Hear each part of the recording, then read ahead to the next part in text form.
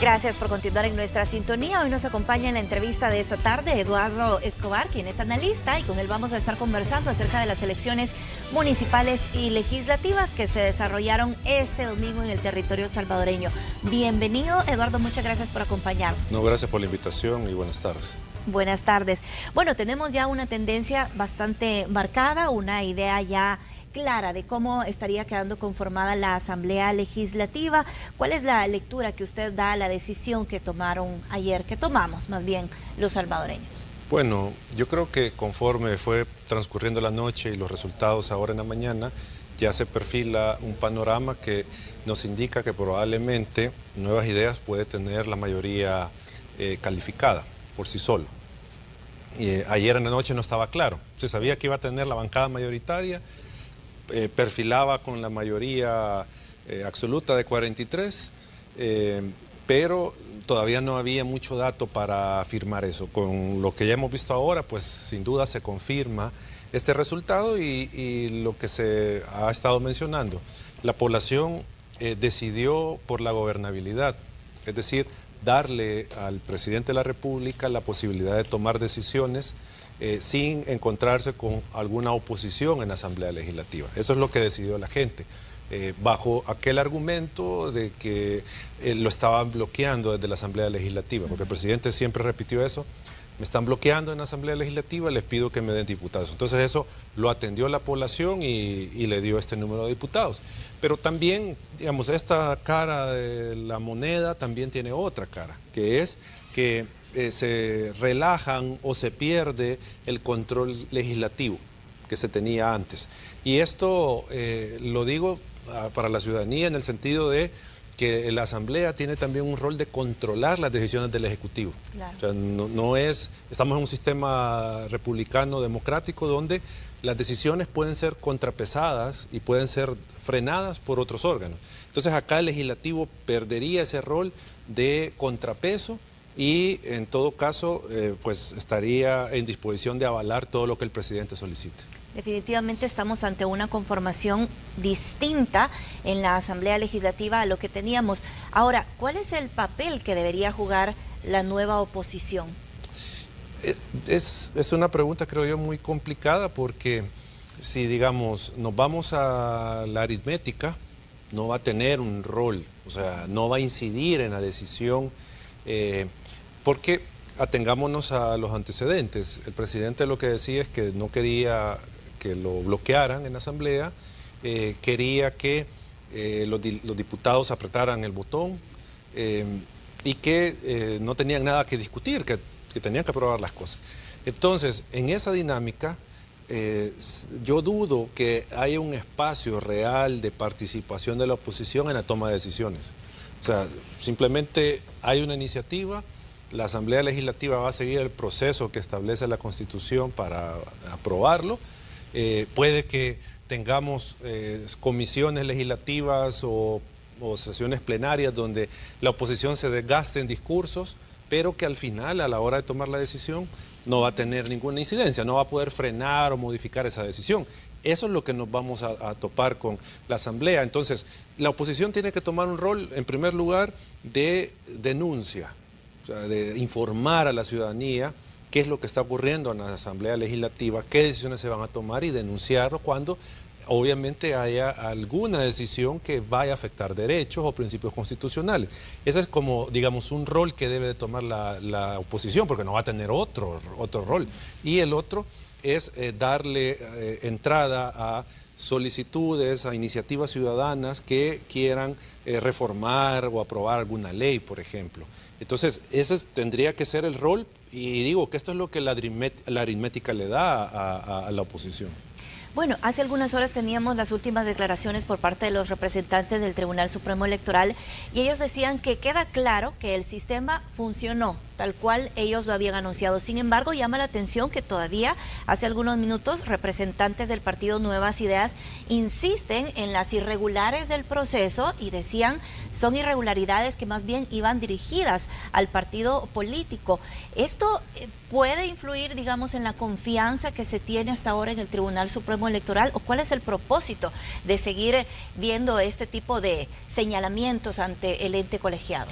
Me quedo con lo primero que usted dice, es sin duda una estrategia para seguir desacreditando al Tribunal Supremo Electoral y seguirle manteniendo la presión a la autoridad electoral, porque si efectivamente hubiese fallado el sistema, no tuviéramos los resultados, no estuviéramos como, si se recuerda, en 2018 que no se pudo divulgar por el sistema de datos del tribunal, que se tuvieron que publicar por otros lados la información, estuviéramos sin conocer cuál es la tendencia, qué porcentaje de votación tiene Nuevas Ideas, cuál sería la proyección de los resultados.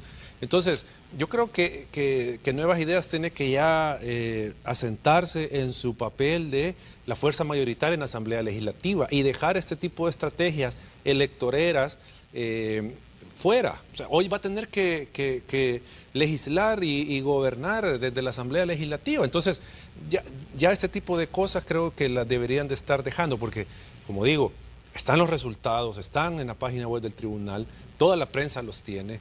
Entonces, no sé qué es lo que ellos mencionan que falló. No quiero decir de que no pudieron existir problemas, pero eso es diferente. Pero tenemos los resultados y esa es la prueba de que funcionó el sistema.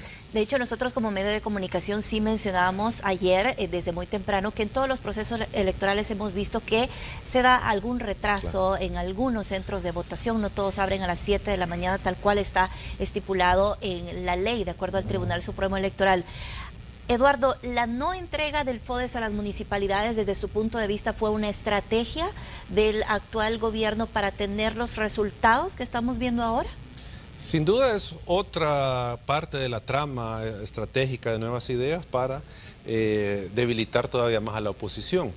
Que obviamente hay que señalar que hay alguna evidencia de un manejo inadecuado del FODES, que se ha utilizado pues precisamente muchas veces para, y en algunos casos, para otros fines, hacen obras pero con fines electorales y todo esto. Para hacer campaña.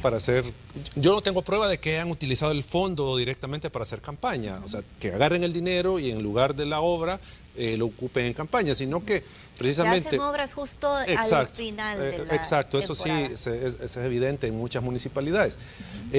Pero el punto acá es que esa entrega de fondos era un deber legal del Ejecutivo, que tenían que haberlo hecho. Si el problema es, como lo dijo el gobierno, de que lo utilizan electoralmente, pues entonces, ¿por qué no el gobierno hace la respectiva denuncia a la Fiscalía, a la Corte de Cuentas, para que le pongan una atención a que no se manejen esos fondos como se han manejado? Porque ahora yo le he puesto que entra en mayo las nuevas autoridades municipales y ahí sí va a haber FODES. Yo se lo apuesto, ahí sí va a haber FODES, o incluso antes lo pueden comenzar a liberar, o tal vez no, para que no les quede un margen de manejar esos fondos, y el 1 de mayo comienza de nuevo la entrega de los fondos, porque dijo el gobierno que no tenía fondos, pero por diferentes fuentes se ha conocido que sí lo hay. Lo que pasa es que fue una estrategia, pero aunque podamos decir que esto es ilegal y todo, la no entrega del FODES, pero yo creo que aunque las municipalidades hubieran tenido esto y que lo hubieran utilizado electoralmente, yo creo que la decisión ya la había tomado la ciudadanía, entonces era tal vez poco lo que podía eso impactar en cambiar la preferencia electoral. ¿Qué podemos esperar ahora, Eduardo, con esta nueva configuración política y en cuanto a las decisiones que sin duda alguna nos van a afectar a todos como ciudadanos? Bueno, idealmente lo que debemos de esperar, y esto va a sonar pues trillado y de cajón, pero lo que debemos de esperar es que tanto el presidente como la nueva Asamblea Legislativa ejerzan el poder democráticamente, no excedan sus competencias, sean transparentes, rindan cuentas a la ciudadanía y utilicen adecuadamente los fondos. Eso es lo que esperaríamos de este nuevo mapa político. Eso es lo que como ciudadanos debemos de exigir y debemos de esperar. Pero cuando uno contrasta el comportamiento que ha tenido el Partido Nuevas Ideas y el gobierno, uno comienza a ver que se diluye esa posibilidad, o es muy difícil que la cumpla esa posibilidad de que gobiernen de esta manera. Por ejemplo, nosotros llevamos 2 años consecutivos solicitándole al Partido Nuevas Ideas la información sobre su financiamiento. Hasta la fecha no nos han entregado esa información y dicen que es confidencial. Y esto se lo pedimos a todos los partidos, no lo entregan. Entonces, pensemos en que un partido que no es transparente con sus finanzas, que es, digamos, lo obligatorio por ley, ¿cómo podemos esperar que sea transparente en el manejo de la gestión legislativa? Que van a tener la presidencia, van a tener la mayoría. Entonces, si en una cuestión que digo es obligatoria por ley, ser transparentes no lo son, es difícil pensar que ellos van a ser transparentes a la hora de manejar la Asamblea Legislativa, por ejemplo. O que el gobierno, o peor aún, pensemos, muchos de los candidatos que han sido electos han participado en un par de actos, por ejemplo el del Tribunal Supremo Electoral, que encerraron a los magistrados. Violaron la ley, retuvieron ilegalmente a personas y ahora van a estar legislando. Entonces, ¿qué podemos esperar de este tipo de comportamientos? Por eso digo que lo ideal sería que ejerzan el cargo conforme a la ley y la Constitución, pero hay muchas señales, muchas evidencias que nos dicen que no va a ser de esta forma que ellos van a gobernar. Porque aparte, deberían de llevar una visión de construir país, pero ellos lo que ya comenzamos a ver, y lo han venido diciendo antes, es que llevan una visión de venganza contra los otros partidos. Yo no estoy diciendo que no se debe de juzgar, no se debe investigar, juzgar y condenar a aquellos que han manejado mal los fondos públicos. Eso lo deben de hacer independientemente del partido que sea. Pero no puede llegar una fuerza legislativa con una visión de venganza contra sus opositores políticos. O sea, eso también es un tema que nos prevé que no va a ser una gestión adecuadamente democrática. Digo, ojalá que me equivoque y que Nuevas Ideas cambie su comportamiento y gobierne o legisle, mejor dicho, en favor de la población. Eduardo, quiero invitarle a que se quede con nosotros para que conozcamos el ambiente que se vive precisamente en la capital, luego de este proceso electoral que celebró el país. Veamos los detalles a continuación. La N ganó con todo. Así amanecieron los salvadoreños en las calles buscando información sobre las elecciones municipales y legislativas. Los resultados preliminares aparecieron en las portadas de los periódicos de mayor circulación. Este diario no miente, aquí está la realidad, ¿verdad? Y esta realidad, pues, no la podemos revertir nosotros, para mejorar, no para empeorar, ¿verdad? Hay muchas cosas pendientes que estos otros dejaron en el aire. Ellos tienen que ponerse al día con con el pueblo, porque para eso los hemos elegido, ¿verdad? Ellos tienen un gran compromiso con el pueblo porque para eso se han elegido. Consideran que el escrutinio se ha realizado de manera oportuna, pero lamentan los retrasos que se dieron en la apertura de los diferentes centros de votación. Pues con relación a la votación, el único problema que sí hubo que no cumplieron con que la gente íbamos a votar de 7 a 5 y lugares que abrieron a las 9 de la mañana. Y usted sabe que hay personas que van a votar, voy a ir a votar primero y después voy a hacer esto y esto. Entonces ellos no cumplieron con eso. Esperan que los nuevos legisladores y alcaldes trabajen por el bien de los ciudadanos. Para que no piensen en sus propios intereses, sino que en los intereses del pueblo, porque el pueblo los ha elegido y el pueblo espera pues que su trabajo sea honesto para mejorar la situación de toda la ciudadanía, ¿no? Creo que van a trabajar mejor porque es el partido que llevó al presidente a donde está y bueno, y el presidente se le va a hacer más fácil porque o sea, va a estar de acuerdo, es gente de su partido lo que va a estar en las alcaldías, en la asamblea y en las demás instituciones. Ahora con los diputados pues era de esperarse. Es el castigo que el mismo país le está dando a los partidos que comúnmente han estado gobernando, ¿verdad? Eso nos quiere decir pues que hay democracia en el país, ¿verdad? Mientras que el Tribunal Supremo Electoral continúa transmitiendo los datos en tiempo real a través del sitio web habilitado para que todos puedan conocer el avance del escrutinio. Con imágenes de Roberto Martínez, Carla Goches, Noticiero Hechos.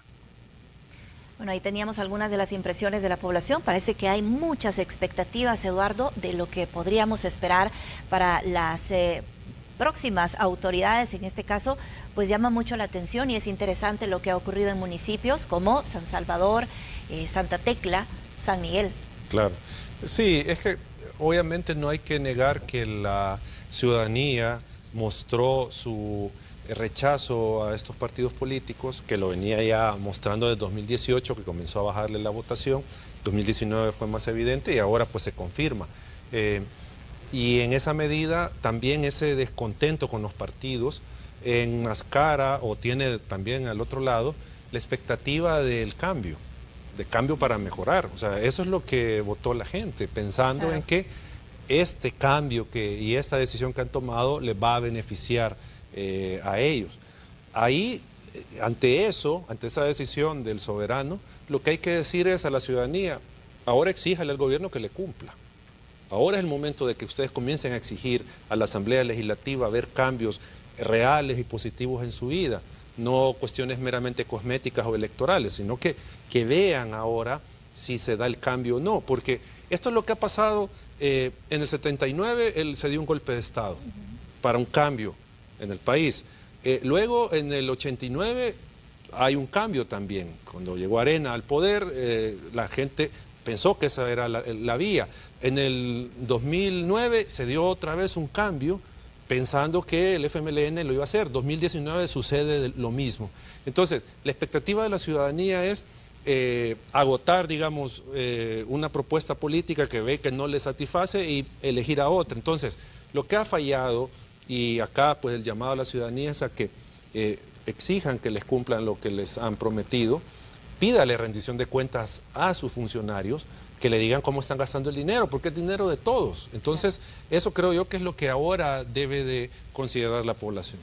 Eduardo, muchas gracias por habernos acompañado en este espacio en el que, bueno, se hace un breve análisis de lo que ha ocurrido en este proceso electoral. Todavía no tenemos el escrutinio final, pero sí lo decíamos, ya tenemos una tendencia bastante clara de lo que va a quedar, cómo va a quedar conformada la Asamblea Legislativa y también en las municipalidades. Muchas gracias por habernos acompañado. No, gracias y siempre a las órdenes. Gracias. Vamos a hacer una pausa comercial y volvemos en minutos con más de Noticiero Hechos.